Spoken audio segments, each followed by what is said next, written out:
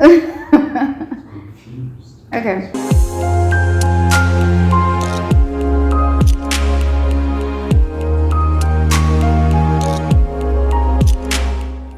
Hi guys, welcome back to my channel. It's Lebo here again, and today, let me tell you, the struggle I had with talking about the topic I want to talk about today was I felt like it would be a natural progression from last week's video on, relationships and building solid, lasting relationships.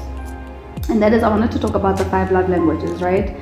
And I talked myself out of it actually because I thought, okay, maybe you're doing a little bit too much, okay? You don't need to go so hard on it. But let me tell you guys, I've been thinking about talking about this for the past 3 weeks, if not 4 weeks. And it's just been attacking me so much on every social media platform with the people in my life that I'm personally close to. It's just been coming up so many times. So I was like, okay, I get it, I'll do it.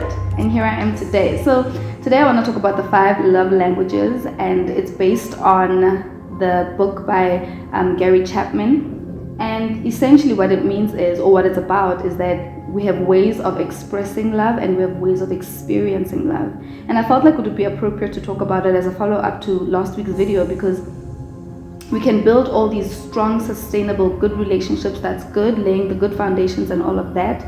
But if you don't know how I experience love and how I express my love, then I can love you as hard as with everything in me. I can love you with every fiber of my being and it not be communicated to you, because that's not how you receive love. And so I felt like this was a very important topic. It's a very simple idea, but it's so powerful because it helps you realize yourself, first of all, how you experience love for you, how you interpret love, and then also how you express it.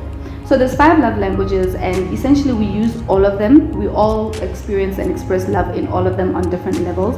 It's just that there's that 1 or 2 that are more dominant than others.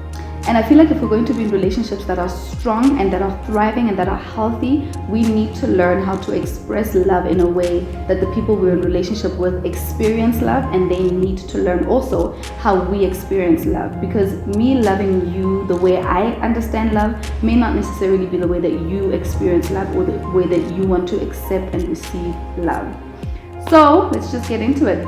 The first love language is words of affirmation. Now, if you are this kind of person who either expresses love this way or wants to experience love this way, you are the kind of person that words mean everything to you. It is literally not just about, I'll show you how I feel about you. You actually want to hear the words, I love you.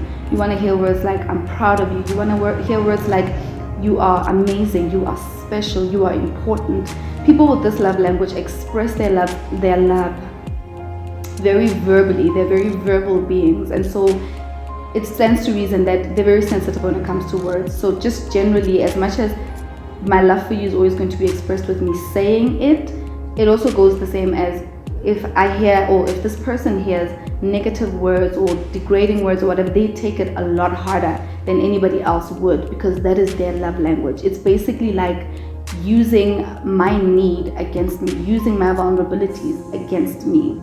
When you're dealing with somebody whose love language is words of affirmation, you have to be extremely careful with what you say and how you say it. These people are very, very, very sensitive to words, generally. I mean, we all are, like I said, we all express and experience love in all 5 of the languages. It's just on different intensity levels. And so with this kind of person, you really have to be very intentional with the words that you use with this person.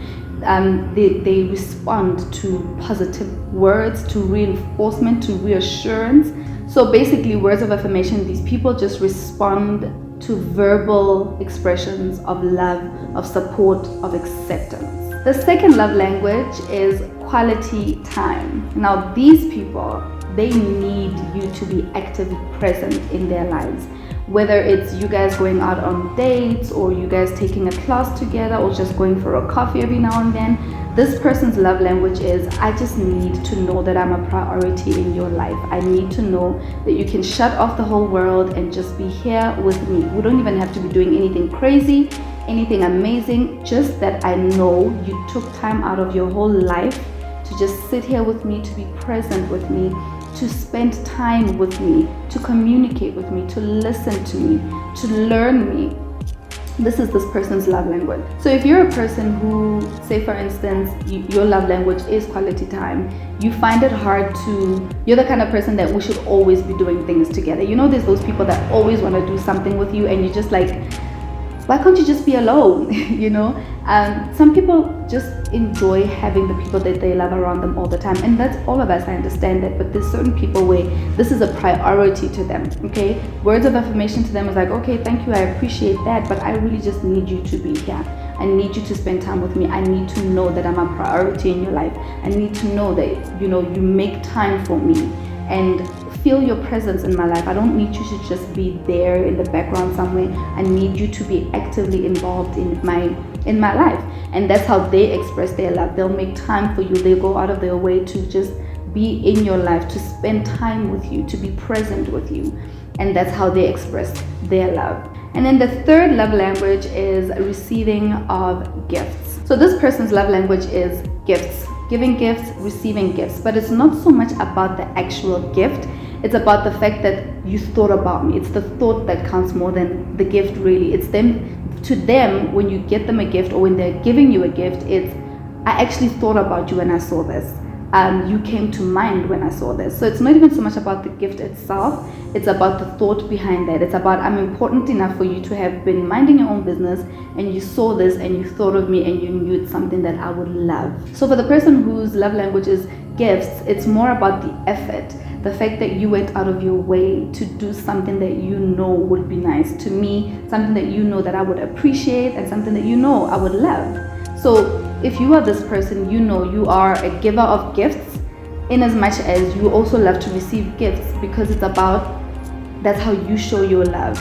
And this one hit me really hard because I have a friend whose love language is gifts, and we've been friends forever. We've been friends for 18 years, and I've always known this about her. She's the kind of person that wherever she is, if she sees a shoe that she knows, okay, Lebo will like this, she gets me the shoe. If she sees a dress or whatever, she does that for me. And just recently, we were just talking and I said to her, but my friend, that's your love language. That's how you express love and that's how you receive love. And I realized that in our friendship, I have failed her, so to speak, so much because she keeps showing me how she expresses her love by getting me even small insignificant things that when I'm happy about them, she's like, it's nothing, you know. And I realized, my friend, I failed you because I haven't been speaking your love language back to you. And that's the thing with being in a relationship with people, is that first of all, you need to be patient with the person and understand that our love languages are going to be different. And so me learning yours might take a while, but I'm learning, I'm trying. And so with her, I was like, you know what, my friend, I'm going to start speaking your love language. I'm going to start being more considerate and more present in this relationship, because it doesn't help that I know that this is the kind of person you are, but I am not mirroring that back to you, you know. And so that's the thing again, is that we just have to learn. We learn. Trial and error is the only way, honestly, that we learn. And when the person that you're in a relationship with sees that you are putting in the effort, that also means something. So yeah, the third one is receiving of gifts. The fourth love language is acts of service, and that is me, okay?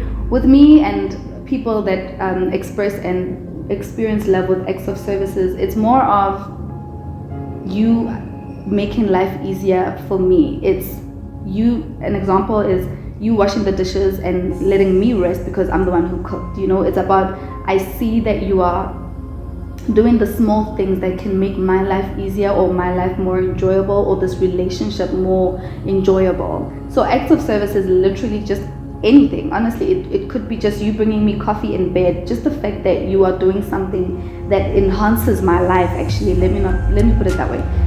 You're doing something that enhances my life, that makes my life easier in some way. I see that as this person loves me. So acts of service, it's not so much about the acts of service themselves. It's about me seeing, or rather you expressing to me that I am in this with you, like you're a partner with me in this, you know. And everything that we do, it's about, you know, I've got you. Basically, it's literally just that. It's I got you, you know. So yeah, I think what's important though is that you need to talk to the people that you're in a relationship with, especially if it's a romantic relationship where you obviously come from two completely different backgrounds, and you need to learn how to express love appropriately to the person that you are in relationship with. Like with me as well, with my friendship, like I said, we've been friends forever, but it has never dawned on me that you are actually not speaking this person's love language the way that they've been trying to show you. This is how I receive love, this is how I express love, you know. And it's just about learning and being willing, being patient, and just doing the work that you need to do to be able to express your love in a way that means the most to the person you're expressing it to. Okay then, and then the fifth and final love language is physical touch. So with physical touch, it's exactly that. These people thrive on small things like hugs or holding hands or a pat on the shoulder or like massages, anything that is physical touch to them. So with these people, it's not even just about being sensual. It's not about being sensual at all. It's just that your touch gives them reassurance. Your touch can bring healing, and your touch can calm a person. And so with people that have a love language of touch or physical touch, they're people that are usually very huggy and, you know, very touchy. And I'm sorry, I'm laughing because this is one of the most difficult love languages for me to speak. It's not that I'm not affectionate, I'm just not a very touchy person. And so for me, when you are this person, it's very hard. It's like, why do you have to be so close? Why are you sitting so close to me? You know, but we have people of all these different love languages in our lives, and we need to learn to see the importance of learning to speak that love language so that the people in our lives are always constantly reassured of your love for them, and that you loving them is not based on what's easy for you. You know, relationships are generally challenging, and learning love languages is just as challenging. As easy as it may seem, it's not always that easy to learn someone else's love language. As simple as it may seem to them, to you it could be something like, for me for instance, that whole physical touching thing, it's something very foreign to me. So when you do it to me, I'm like, why'd you gotta breathe on me, you know? But the thing is, I need to know that that is important to you, and I need to learn to speak your love language the same way that you're learning to speak mine. So in a nutshell, love languages are just about that. We don't express love the same way, we don't experience love the same way. I cannot be a person of acts of service, and that's my love language, and yet you are loving me with physical touch, you know? And the same way, you can't be somebody who is a person of words of affirmation and I'm out here loving you with acts of service, because that's how I interpret love. We need to learn to see the importance of being able to speak all 5 love languages, and learning to speak. The people in your life are different. Not everybody is an acts of service person, not everybody is a words of affirmation person, and learning to love everybody in your life appropriately and in a way that makes them feel special, makes them feel loved, and makes them feel appreciated and important in your life. So guys, that's all. That's it. Those are the 5 love languages, and that's something that I've wanted to talk about for really a very, very long time. It's something that I always thought everybody knows this, realizing not everybody knows it. And even if we do know it, it's hard to speak it. We can be so comfortable in our own ways of expressing love and experiencing love that we don't even go out of our way to learn how to love the people around us appropriately and in ways that communicate to them that I do love you, you are important to me. And sometimes it's just about taking that one step and saying, you know what, I'm not really an acts of service kind of person, I'm a gifts person, but I'm willing to learn. I'm willing to learn to love you the way you need to be loved. And it's also about, it's not about being selfish. I'm not an acts of service person based on you doing things for me. It's also how I love you by doing things for you. So it's not about just always receiving. It's also about giving it. It's also about expressing it. So your love language isn't always about what you want people to do to show you that they love you. It's also how you show people that you love them, and that's what makes it your love language. So I hope that you guys have enjoyed spending time with me today, and I hope that it makes sense how to understand loving other people and how you want to be loved. I hope really that you've discovered yourself in one of these love languages and realized, oh, that's why I'm like that. That's how I express love, and that's how I want to experience love. And I hope this has been informative. I hope you guys have enjoyed spending time with me, and that you guys will join me in the next one, because I have so many things. I'm so excited about the things I want to share with you guys, and I hope that you guys will be just as excited as what I am. And I'm learning with you guys. I'm not sitting here from a standpoint of I've got it all figured out. No, I'm figuring it out as I go as well. There's a lot of things I still have to learn as well, and I just want to have a community that I learn with. And so I'll see you guys in the next one. Bye. And I'd like to send a very special thank you to Dani of D10S Project for helping me shoot and edit this video.